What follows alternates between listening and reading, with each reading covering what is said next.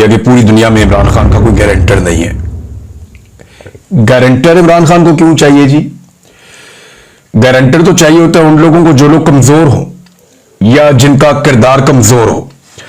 यानी वो तो गारंटर तो पालतू लोगों का होता है कि जनाब ये हमारा आदमी बेफिक्र हो जाए, कुछ नहीं कहना तानू, या इसकी हम गारंटी दे देते हैं, आपको कोई प्रॉब्लम नहीं होगा, हम बता देते हैं। आजाद लोगों की तो कोई गारंटी नहीं होती, वो तो वही करते हैं जो उनका दिल करता है, या वो वही करते हैं जो उनके उसूल कहते हैं। आजाद लोगों की गारंटी तो नहीं दी जा सकती। अब ये नहीं जिस तरह मियां नवाज शरीफ की गारंटी आ जाती है बाहर से, क्योंकि सारे जानते हैं कि फंसा हुआ आदमी है, कारोबारी आदमी है, कभी भी अपना माली नुकसान नहीं करेगा, इसको हम साथ ले जाते हैं। उन्हें कहते हैं ठीक है जी मेरी गारंटी दे दे, ठीक है जी, वो अपनी चीजें गिरवी भी रख लेते हैं, बाहर दुनिया के अंदर उनकी जायदादें भी हैं, तो उनकी गारंटी दी जा सकती है।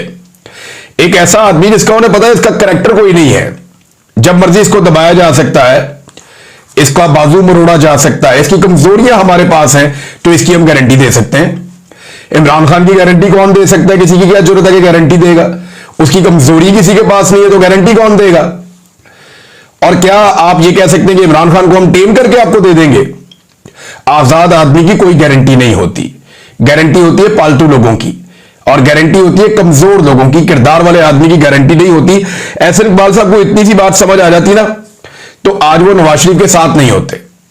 चले इस बात को यहां पे रोक लेते हैं, इमरान खान की कौन गारंटी देगा? यानी गारंटी तो ये अजीब सी बात है कि पूरी दुनिया को गारंटी नहीं दे रहा। भाई इमरान खान को एस्टेब्लिशमेंट ने गारंटी देनी है कि अब हम वो नहीं करेंगे जो हमने पहले किया था। एस्टेब्लिशमेंट ने गारंटी देनी है कि अवाम के मैंडेट का एहतराम होगा, पाकिस्तान में रूल ऑफ लॉ होगा, पाकिस्तान में आजादी इजहार राय होगी, पाकिस्तान में इंसानों को नहीं कुचला जाएगा, पाकिस्तान के अंदर जुल्म जबर और फस्तायत खत्म की जाएगी। ये गारंटी पाकिस्तान की एस्टेब्लिशमेंट ने देनी है। पाकिस्तान के आईन ने गारंटी दी हुई है, लेकिन आजकल इस गारंटी के ऊपर अमल दरामद नहीं हो रहा। तो ये बहुत अजीब बात की उन्होंने। बहरहाल चले आगे बढ़ते हैं। इमरान खान साहब का एक स्टेटमेंट आया और एक field marshal general Asim Munir का एक स्टेटमेंट आया। पहले इमरान खान का स्टेटमेंट, उसी ऑर्डर से चलना चाहिए, वो लीडर है, उनका स्टेटमेंट पहले आपको सुना देते हैं।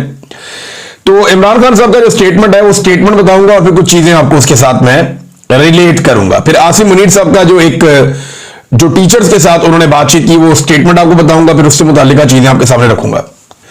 ये दोनों बयान जो है ना वो साथ रख के देखना बड़ा जरूरी है, इससे आपको मौजूदा हालात का पूरा अंदाजा हो जाएगा कौन किधर खड़ा है। इमरान खान कहते हैं मुझे 2 साल पहले कहा गया कि 3 साल के लिए पीछे हट जाऊं और मौजूदा निजाम को चलने दूं, लेकिन मैं किसी यजीद के कहने पर 3 साल तो क्या 3 मिनट भी खामोश नहीं रहूंगा। मुझ पर 26वीं तरमीम को कबूल करने का भी जोर डाला जा रहा है, लेकिन मेरी जद्दोजहद ही कानून की हुक्मरानी की है और 26वीं आईनी तरमीम ऐन उसके खिलाफ है। मुझसे 9 मई की माफी मांगने का मुतालबा किया जाता है, मगर माफी वो लोग मांगे जिन्होंने सीसीटीवी फुटेज चुराई है, जिन्होंने औरतों की इज्जतें पामाल की, लोगों के घरों का तकद्दुस बर्बाद किया, हजारों सियासी वर्करों को जेलों और हुकूमत खानों में डाला और बेगुनाह लोगों को शहीद किया। 9 मई के केसेस की 1 घंटा भी मेरिट पर समात हो तो ये बेबुनियाद मुकदमात फौरी तौर पर खत्म हो जाएंगे। लेकिन अलमिया यह है कि यहां इंसाफ होना तो दूर की बात है, इंसाफ होता नजर भी नहीं आ रहा। जुल्म से कौमें कभी खत्म नहीं होती बल्कि नए सिरे से बनती हैं। नबी अकरम सल्लल्लाहु अलैहि वसल्लम ने 13 साल मुश्किल तरीन वक्त काटा, लेकिन आप सल्लल्लाहु अलैहि वसल्लम डटे रहे और बिलाखिर सुरखरू हुए।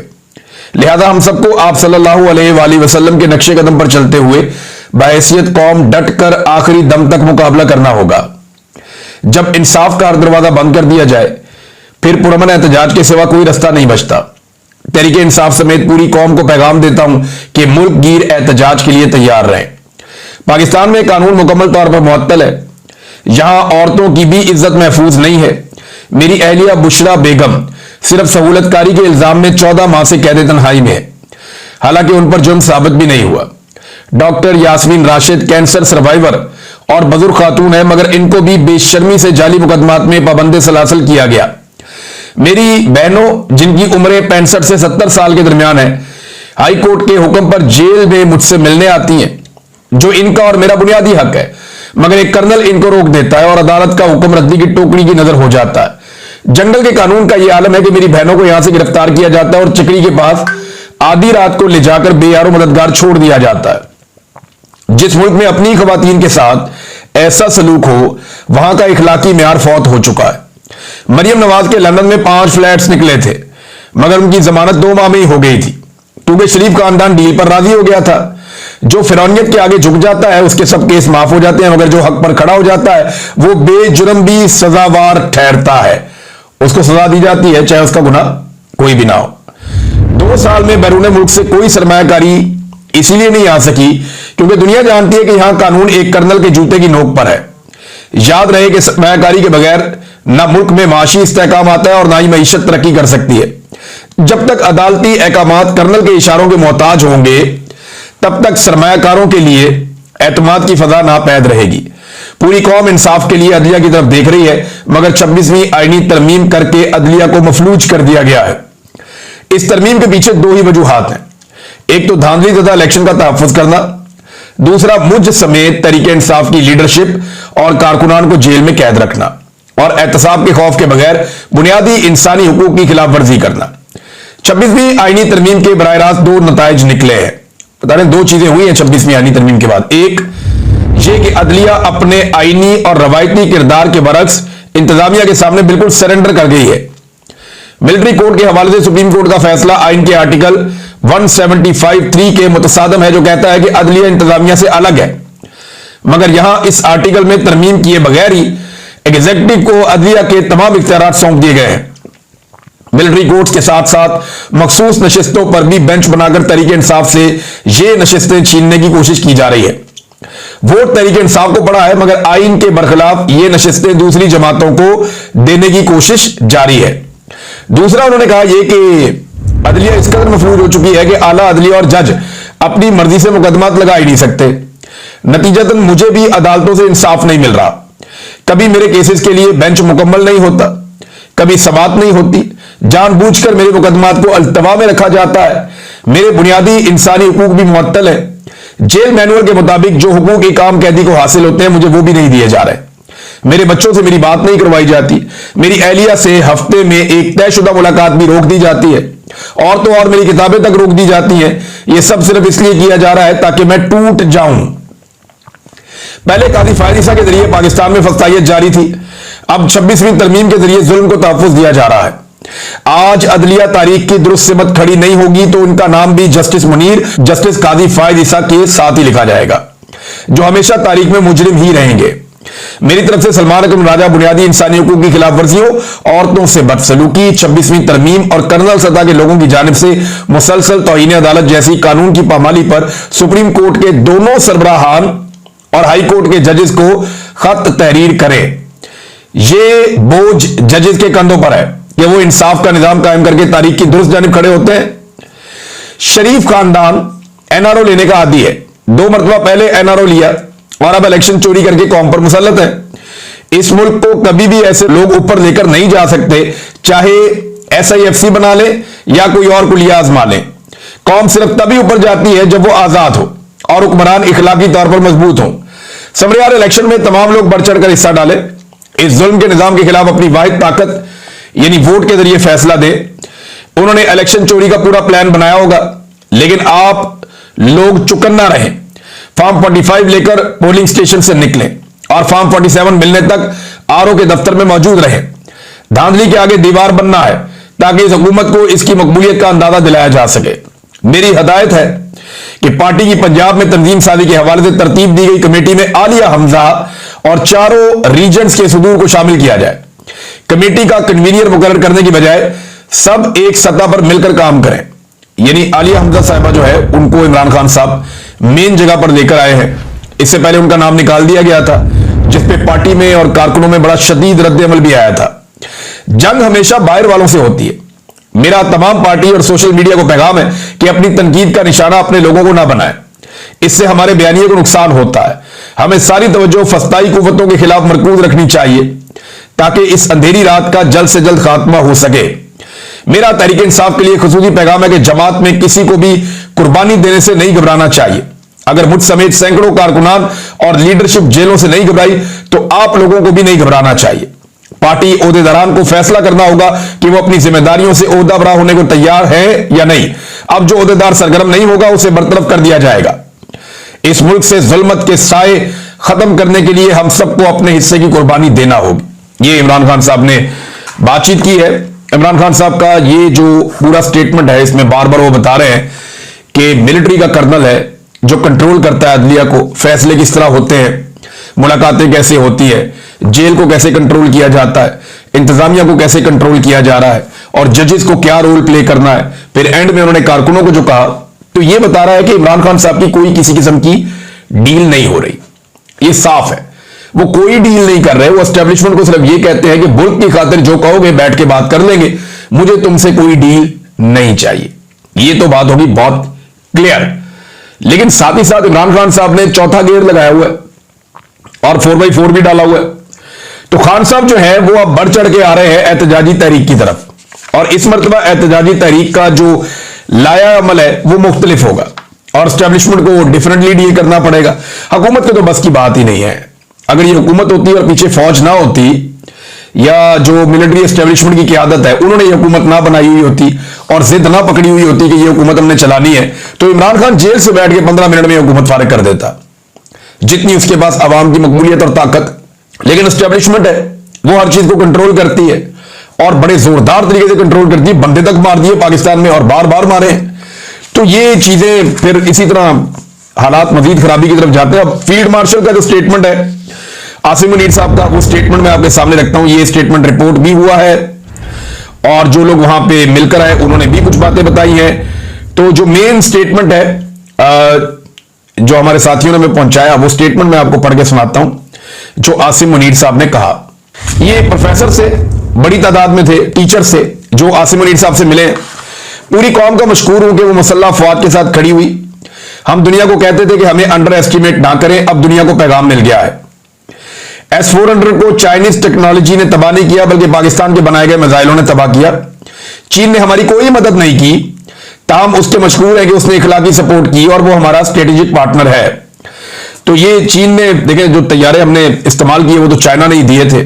जो मिसाइल हमने तैयारों के थ्रू इस्तेमाल किए वो चाइना ने दिए थे। लेकिन वो पाकिस्तान की स्ट्रेटेजी है, पाकिस्तान की हिकमत अमली, और पाकिस्तान की में भी ये भी हिकमत अमली हो सकती है कि अगर चीन ने कोई सपोर्ट किया है तो उस सपोर्ट को पब्लिक ना करे।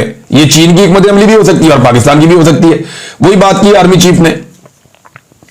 फिर इन्होंने कहा कि कश्मीर में दहशतगर्दी इंडिया कर रहा है, हम कश्मीर के किसी वाकये की मजम्मत नहीं करते, सिविलियन की शहादतों पर अफसोस जरूर करते हैं।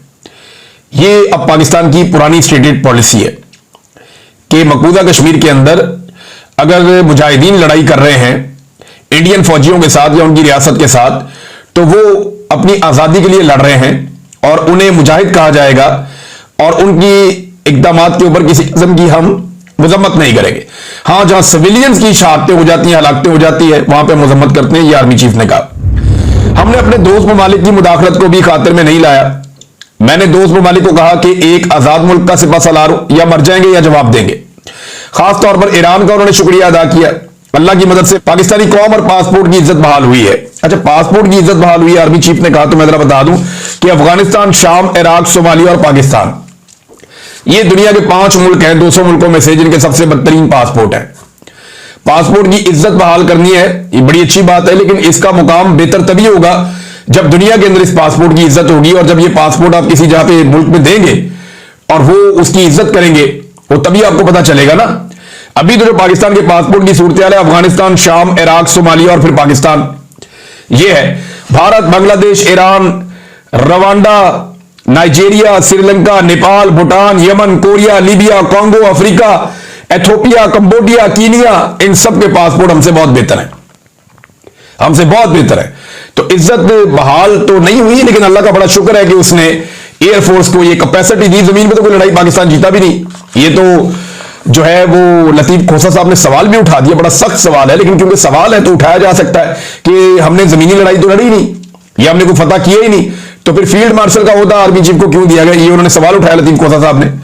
मार इसके बाद उन्होंने कहा कि यहां बदर और ओहद के हवाले दिए और साथ तमाम सियासी जमातों का एजेंडा इक्तदार है, ये उन्होंने कहा। देखिए, ये ना सियासतदानों को गंदा करते हैं हमेशा मिलिट्री एस्टेब्लिशमेंट के लोग। अब आर्मी चीफ ने भी यही कहा, थोड़े दिन पहले DGI-SPR ने कहा कि सारे सियासतदान करप्ट हैं, और आज आर्मी चीफ ने कहा कि तमाम सियासी जमातों का एजेंडा इक्तदार है। भाई, वो इक्तदार में आएंगे और आने के बाद वो अपना इंप्लीमेंट करेंगे ना, जो भी वो करना चाहते हैं, उनका एजेंडा है। इक्तदार से बाहर बैठ के तो कोई जमात अपनी पॉलिसी को इंप्लीमेंट नहीं कर सकती। तो जो पहला मरहला होता है, ये होता है कि जनाब हमारी ये पॉलिसी है, लोगों के सामने रखते हैं, लोग पसंद करते हैं तो वोट देते हैं, वोटों से वो इक्तदार में आते हैं, इक्तदार में आगे वो उस पॉलिसी को इंप्लीमेंट करते हैं, और अगर ना कर पाए तो लोग अगली मरतबा किसी और को वोट दे देते हैं। तो ये तो पूरी दुनिया का सेट पैटर्न है। तो तमाम सियासी जमातों का एजेंडा इक्तदार है। ये वैसे आपने इक्तदार बांटा है, आर्मी चीफ साहब ने फॉर्म 47 के ऊपर एक जाली हुकूमत इस वक्त मुल्क में बैठी हुई है, तो उन्हें इस बात का आइडिया होगा। हमारी यूथ शैतानी चुंगल में फंसी है, लेकिन भारत के खिलाफ सब मुत्तहिद दिखाई दिए। देखिए, जब भारत के खिलाफ पाकिस्तान का वही नौजवान पाकिस्तानी फौज के साथ खड़ा हो गया ना, तो इनको बहुत प्यारा लगा। लेकिन जब वही नौजवान पाकिस्तानी फौज या मिलिट्री एस्टेब्लिशमेंट, जब मिलिट्री एस्टेब्लिशमेंट मैं कहूंगा, फौज तो बेचारे बड़े मासूम लोग हैं और बड़े प्यारे लोग हैं, तो जो मिलिट्री एस्टेब्लिशमेंट के लोग हैं, जब वो फैसले करते हैं आम आदमी को कुचलने का, तो यही नौजवान जब उसके ऊपर रिस्पॉन्ड करते हैं तो वो कहते हैं शैतान है। यानी जिस वक्त वो साथ खड़ा हो जाता है इंडिया के खिलाफ, इंडिया के जुल्म के खिलाफ हमारा नौजवान खड़ा हो जाए तो भगवान है, और अगर पाकिस्तान के अंदर होने वाले जुल्म के खिलाफ खड़ा हो जाए तो शैतान है। ये तो नहीं हो सकता ना। मेरे वालिद एक स्कूल टीचर थे। टीचर मुआशरे में अहम है, आप पर जिम्मेदारी है। हमारे नौजवान नस्ल फरेब, आइडियलिज्म का शिकार है, सेल्फ सेंटर्ड लोगों के दरमियान घिरी हुई है। जरूरत है कि इस नौजवान को अवेयरनेस दी जाए। बड़े वेल अवेयर्ड हैं ये नौजवान, ये जानते हैं पाकिस्तान में कब कब किस किसने क्या किया।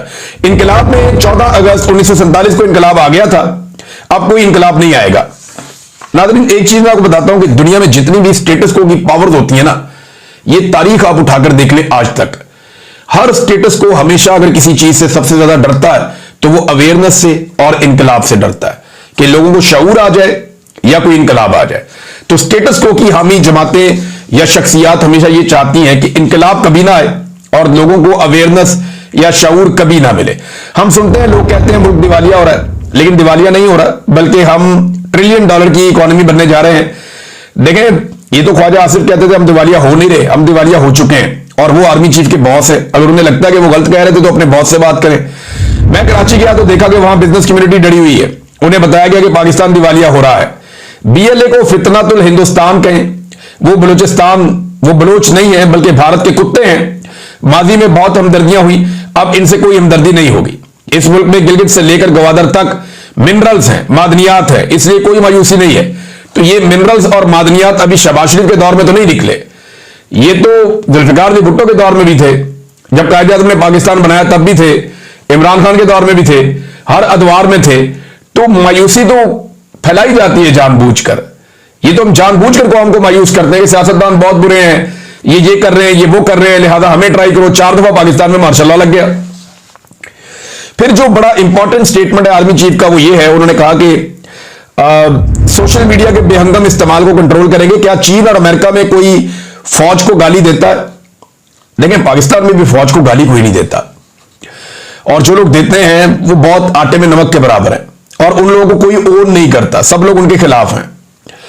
फौज को गाली कोई नहीं देता, लेकिन तनकीद जरूर होती है फौज के गलत किरदार के ऊपर। देखें, चीन में तो चले है ही जमहूरियत नहीं है उस तरह से, लेकिन अमेरिका में जमहूरियत है। अमेरिका में तो लोग बहुत तनकीद करते हैं मिलिट्री पॉलिसीज के ऊपर, निकल आते हैं, जंगों के खिलाफ एहतजाज करते हैं, खुलकर सड़कों पे आते हैं, कोई उन्हें नहीं मारता, कोई उन्हें गिरफ्तार नहीं करता, उन पर कोई मुकदमात नहीं होते।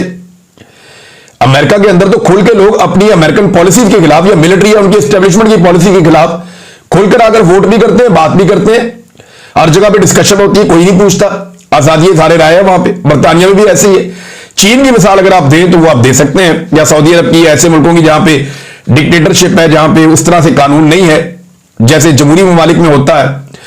फिर उन्होंने कहा कि आइन कहता है कि फौज के खिलाफ बात नहीं करनी, मुल्क की सलामती पर अब कोई बात नहीं होगी। देखिए, फौज के खिलाफ बात नहीं करनी, ये तो आइन कहता है, लेकिन यही आइन फौज की कुछ जिम्मेदारियां भी लगाता है।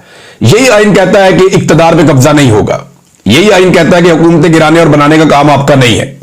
यही आइन कहता है, जो कायद-ए-आज़म मोहम्मद अली जिन्ना कह गए थे कि पॉलिसी आपने नहीं बनानी, आपने पॉलिसी फॉलो करनी है, जो सिविलियंस बनाएंगे, जो अवामी मुंतखब नुमाइंदे होंगे वो आकर बनाएंगे। तो आइन की पाकिस्तान की तारीख में अगर किसी ने सबसे ज्यादा खिलाफ वर्जी की है तो पाकिस्तान की मिलिट्री एस्टेब्लिशमेंट ने आइन को तोड़ा है, और बार बार उससे गद्दारी की है। तो ये आर्मी चीफ को ये बात समझनी पड़ेगी कि पाकिस्तान के लोग अब ये बात समझ चुके हैं कि आइन की खिलाफ वर्जी मिलिट्री एस्टेब्लिशमेंट की जानिब से होती है। और जब आप जिन फौजों की बात करते हैं उन्होंने कभी अपने मुल्कों में मार्शल लॉ नहीं लगाए। या तो अमेरिकन फौज अमेरिका में मार्शल लॉ लगा देना, फिर देखें वहां की अवाम क्या करती है। या चाइनीज फौज चाइना के अंदर मार्शल लॉ लगा दे, फिर आप देखें वहां की अवाम क्या करती है। या इंडियन फौज इंडिया के अंदर मार्शल लॉ लगा दे, फिर देखें वहां की अवाम क्या करती है। तो अगर हम जमहूरी हैं या जमहूरी मुल्क के अंदर रहते हैं तो हमें बोलने का हक होना चाहिए गलत बातों के खिलाफ। फौज के खिलाफ बोलना और मिलिट्री एस्टेब्लिशमेंट की गलत पॉलिसीज के खिलाफ बोलना, ये दो अलग अलग चीजें हैं। पाकिस्तानी फौज से राजी है ये लड़ाई जो हुई है, पाकिस्तानी बड़े खुश हुए, लेकिन जो मिलिट्री एस्टेब्लिशमेंट की गलत पॉलिसीज हैं, जो मैंडेट को चोरी किया गया, जुल्म जबर और फस्तागियत की पॉलिसी, सबसे मकबूल लीडर को जेल के अंदर बंद करके लगातार उसे तकलीफ का निशाना बनाया जा रहा है, और एक ऐसी हुकूमत बिठाई हुई है जिनको लोगों ने वोट ही नहीं दिया, लोगों ने मुस्तरद किया हुआ है, तो फिर लोग उसके ऊपर रिएक्शन देते हैं। अब यहां पे सिलसिले इन चीजों के चल रहे हैं, बड़ी अजीब अजीब खबरें हैं मेरे पास, लेकिन एक खबर है जो बड़ी तकलीफ दे है। सायरा बलोच साहिबा है, ये बलूचिस्तान से हैं, एक्टिविस्ट हैं, ये एहतजाज करती रहती हैं, इनके अपने भाई भी लापता है। 7 साल वो बताती है जी मेरे भाई लापता है, और उनको जो है वो बाकायदा उनकी गिरफ्तारी भी डाली गई थी, लेकिन उसके बावजूद आज तक मंजर आम पर नहीं आए। माजबिन बलोच जो बलूचिस्तान से ताल्लुक रखती हैं, उनके भाई को 24 मई को जबरी तौर पर गुमशुदगी का निशाना बनाकर लापता कर दिया गया था। अब माजबिन बलोच को गुज़िश्ता शब से लापता कर दिया गया है। तो ये जनाब एक और खबर उन्होंने दी, और साथ में ये बता रही है कि पहले तो हम बहनें निकलती थी अपने भाइयों के लिए एहतजाज करने के लिए कि लापता जो भाई है वो वापस आ जाएं, अब हमारी बहनें भी जबरी गुमशुदगी का निशाना बन रही हैं। क्या हमसे सबने आंखें बंद कर ली हैं? ये सवाल भी पूछा।